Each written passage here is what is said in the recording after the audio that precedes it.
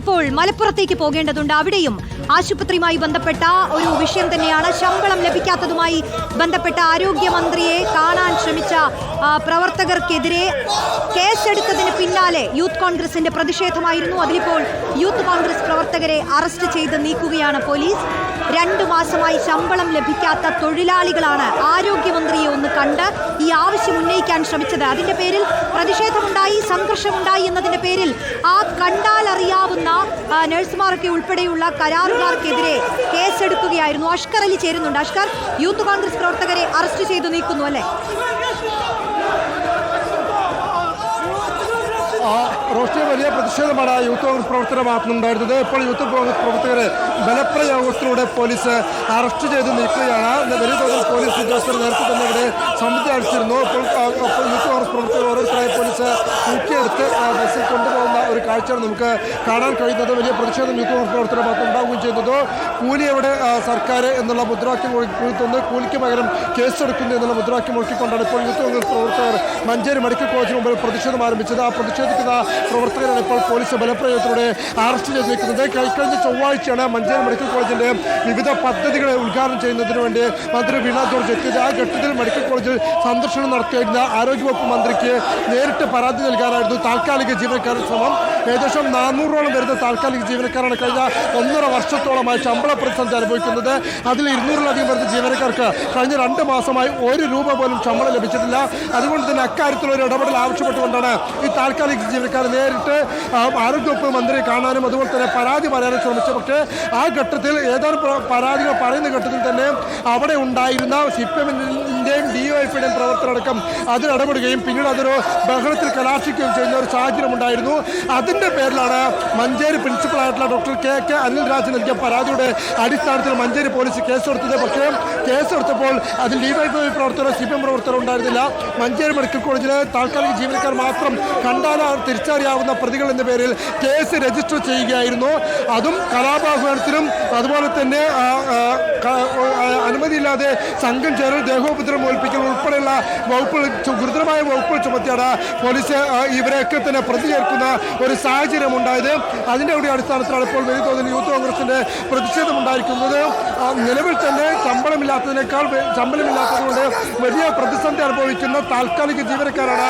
ഇപ്പോൾ അതിൻ്റെ പേരിൽ ദുരിതം അനുഭവിക്കുന്ന മനുഷ്യരാണ് ഇപ്പോൾ കേസും കോടതിയുമായി നടക്കേണ്ട ഒരവസ്ഥയിലേക്ക് എത്തിയിരിക്കുന്നത്. ഇതിനെതിരെ വലിയ തോതിൽ വിമർശനങ്ങൾ ഉയരുന്ന ഒരു സാഹചര്യം കൂടിയുണ്ട്.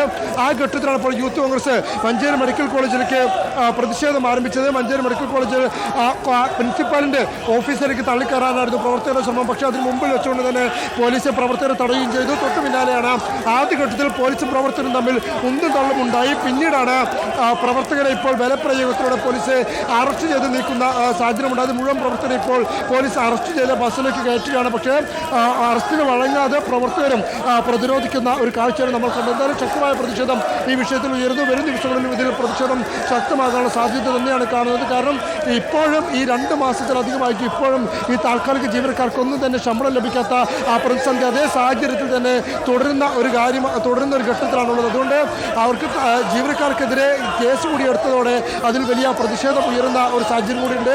ഈ കേസ് എടുക്കപ്പെട്ട താൽക്കാലിക ജീവനക്കാർക്ക് തന്നെ ഈ പറയുന്നത് പോലെ പല പാർട്ടികളിൽ പ്രവർത്തിക്കുന്ന താൽക്കാലിക ജീവനക്കാരാണ്. പക്ഷേ അവർക്കെതിരെ അടക്കം കേസെടുത്തതോടെയാണ് ഇപ്പോൾ വലിയ പ്രതിഷേധം ഉയരുന്നത്. എന്തായാലും യൂത്ത് കോൺഗ്രസ് പ്രവർത്തകരെ മുഴുവൻ അറസ്റ്റ് ചെയ്ത് പോലീസ് ഇവിടെ നിന്നും കൊണ്ടുപോവുകയാണ്. റോഷ്നി, യെസ്, പ്രതിഷേധത്തിനൊടുക്കം പ്രവർത്തകരെ പോലീസ് അറസ്റ്റ് ചെയ്ത് നീക്കുന്ന കാഴ്ചയാണ് ഇപ്പോൾ കണ്ടുകൊണ്ടിരിക്കുന്നത്. മഞ്ചേരി മെഡിക്കൽ കോളേജിലെ താൽക്കാലിക ജീവനക്കാരായ തൊഴിലാളികൾക്ക് ശമ്പളം ലഭിച്ചില്ലെന്ന് പറഞ്ഞുകൊണ്ട് ആരോഗ്യമന്ത്രി വന്നപ്പോൾ ആരോഗ്യമന്ത്രിയോട് ഈ ചോദ്യങ്ങൾ ചോദിക്കാനായി ശ്രമിച്ചപ്പോഴാണ് സ്ത്രീകളടക്കമുള്ള തൊഴിലാളികളെ തടയുകയും മന്ത്രിയെ കാണാൻ അനുവദിക്കാതിരിക്കുകയും ചെയ്തത്. അവർക്കെതിരെയാണ് സംഘർഷമുണ്ടാക്കാൻ ശ്രമിച്ചു. കലാപാഹ്വാനത്തിനടക്കം കേസെടുത്തിരിക്കുന്നത്. അതിൽ സ്ത്രീകൾ ഒരുപാട് പേരുണ്ട്. ഈ തൊഴിലാളികൾക്ക് ശമ്പളം ചോദിച്ചാണ് ചെന്നത്. അഷ്കർ, ആരും ചോദിച്ചു പോകും. ശമ്പളം ചോദിച്ചതിന്, ചെയ്ത ജോലിയുടെ കൂലി ചോദിച്ചതിന് കേസുണ്ടാവുക. മന്ത്രിയെ അവർക്ക് കാണാൻ പോലും പറ്റിയിട്ടില്ല. മന്ത്രിയെ അവിടുന്ന് വളരെ സുരക്ഷിതമായി അങ്ങ് മാറ്റുകയായിരുന്നു. ഇവരെ തടയുന്ന ദൃശ്യങ്ങളടക്കം നമ്മൾ കഴിഞ്ഞ മണിക്കൂറുകളിലൊക്കെ കണ്ടതാണ്. അപ്പോൾ ഈ തടഞ്ഞവർക്കെതിരെയല്ലേ കേസ് വേണ്ടതെന്ന് നമുക്ക് ആ ദൃശ്യങ്ങൾ കാണുമ്പോൾ തന്നെ തോന്നുമായിരുന്നു. ആരും ചോദിച്ചു പോകും, ഇതെന്താ വെള്ളരിക്കാ പട്ടണമോ?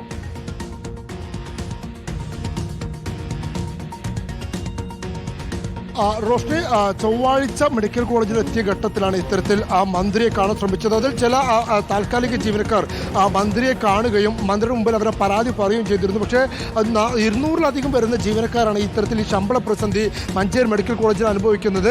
സ്വാഭാവികമായും കൂടുതൽ ആളുകൾ, അതിൽ ശുചീകരണ തൊഴിലാളികളുണ്ട്, സ്റ്റാഫ് നഴ്സുമാരുണ്ട്, സെക്യൂരിറ്റി ഗാർഡുകളുണ്ട്, അങ്ങനെ പല വിധത്തിൽപ്പെട്ട അവിടെ ലാബിൽ വർക്ക് ചെയ്യുന്ന ടെക്നീഷ്യന്മാരുണ്ട്, അങ്ങനെ പല വിധത്തിൽപ്പെട്ട താൽക്കാലിക തൊഴിലാളികളാണ്. ഈ തൊഴിലാളികളൊക്കെ തന്നെ മഞ്ചേരി ആരോഗ്യവകുപ്പ് അതിന് മുമ്പിലെത്തി അത് ഏതാനും ആളുകൾ നിവേദനം നൽകുകയും പരാതി നൽകുകയും ചെയ്തിരുന്നു. ശേഷം മറ്റാളുകൾ കൂടി കാണാൻ ശ്രമിക്കുമ്പോഴാണ് അവിടെ ഉണ്ടായിരുന്ന CPM DYFI പ്രവർത്തകർ കൂടി ഇവരെ തടയാൻ വരികയും മന്ത്രിക്ക് സംരക്ഷണം ഒരുക്കുന്നതിന് പേരിൽ അവിടെ പോലീസുണ്ട്, മന്ത്രിയുടെ സുരക്ഷാ ഗാർഡുകളുണ്ട്, അതിന് പുറമെ തങ്ങളുടെ മന്ത്രിയെ സംരക്ഷിക്കുന്നു എന്ന ലെവലിൽ ഇവരെ ജീവനക്കാരെ മാറ്റി നിർത്തുകയും അവരുമായി ഒരു ബഹളത്തിനുള്ള സാഹചര്യം ഒരുക്കുകയും ചെയ്തത്. ആ ഘട്ടത്തിലാണ് ഒരു ബഹളത്തിനുള്ള സംവിധാനം ഒരുക്കുക. പക്ഷേ മന്ത്രി സുരക്ഷിതമായി അവിടെ നിന്ന് മടങ്ങുകയും ചെയ്തു. മന്ത്രിക്ക് അത്തരത്തിലുള്ളൊരു പ്രയാസം അവിടെ ഉണ്ടായിട്ടില്ല എന്നതാണ് വസ്തുത. പക്ഷേ അതിൻ്റെ പേരിലാണ് മഞ്ചേരി മെഡിക്കൽ കോളേജ് പ്രിൻസിപ്പൽ ഒരു പരാതി നൽകുന്നു.